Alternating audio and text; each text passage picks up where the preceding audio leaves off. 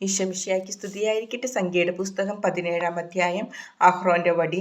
കർത്താവ് മോശയോട് അരുളിച്ചെയ്തു, ഇസ്രായേൽ ജനത്തോട് പറയുക, ഗോത്രത്തിൽ നിന്ന് 1 വീതം എല്ലാ ഗോത്ര നേതാക്കന്മാരിലും നിന്ന് 12 വടി വാങ്ങി ഓരോന്നിലും പേരെഴുതുക. ലേവി ഗോത്രത്തിന്റെ വടിയിൽ അഹ്റോന്റെ പേരെഴുതുക. കാരണം ഓരോ ഗോത്രത്തലവനും ഓരോ വടിയുണ്ടായിരിക്കണം. സമാഗമ കൂടാരത്തിൽ ഞാൻ നിങ്ങൾക്ക് ദർശനം അനുവദിക്കുന്ന സാക്ഷ്യപീഠത്തിനു മുമ്പിൽ നീ അവ വയ്ക്കണം. ഞാൻ തിരഞ്ഞെടുക്കുന്നവന്റെ വടി തളിർക്കും. അങ്ങനെ നിങ്ങൾക്കെതിരായുള്ള ഇസ്രായേൽ ജനത്തിന്റെ പിറുപിറുപ്പ് ഞാൻ അവസാനിപ്പിക്കും. മോശ ഇസ്രായേൽ ജനത്തോട് സംസാരിച്ചു.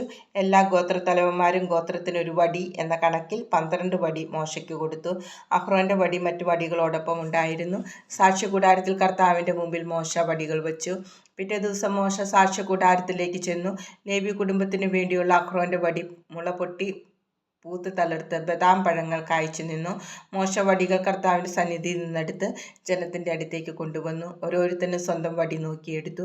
കർത്താവ് മോശയോട് അരുളിച്ചെയ്തു, അവരുടെ പിറുപിറുപ്പ് അവസാനിപ്പിക്കുന്നതിനും അവർ മരിക്കാതിരിക്കുന്നതിനും കലഹക്കാർക്ക് ഒരടയാളമായി സൂക്ഷിക്കുന്നതിനും വേണ്ടി അഹ്റോന്റെ വടി സാക്ഷ്യപേടകത്തിന് മുമ്പിൽ വയ്ക്കുക. മോശ അപ്രകാരം ചെയ്തു. കർത്താവ് കൽപ്പിച്ചതുപോലെ അവൻ പ്രവർത്തിച്ചു. ഇസ്രായേൽ ജനം മോശയോട് പറഞ്ഞു, ഇതാ ഞങ്ങൾ മരിക്കുന്നു, ഞങ്ങൾ നശിക്കുന്നു, ഒന്നൊഴിയാതെ ചത്തൊടുങ്ങുന്നു. കർത്താവിന്റെ കൂടാരത്തെ സമീപിക്കുന്ന ഏവനും മരിക്കുന്നു. ഞങ്ങളെല്ലാവരും നശിക്കണമോ?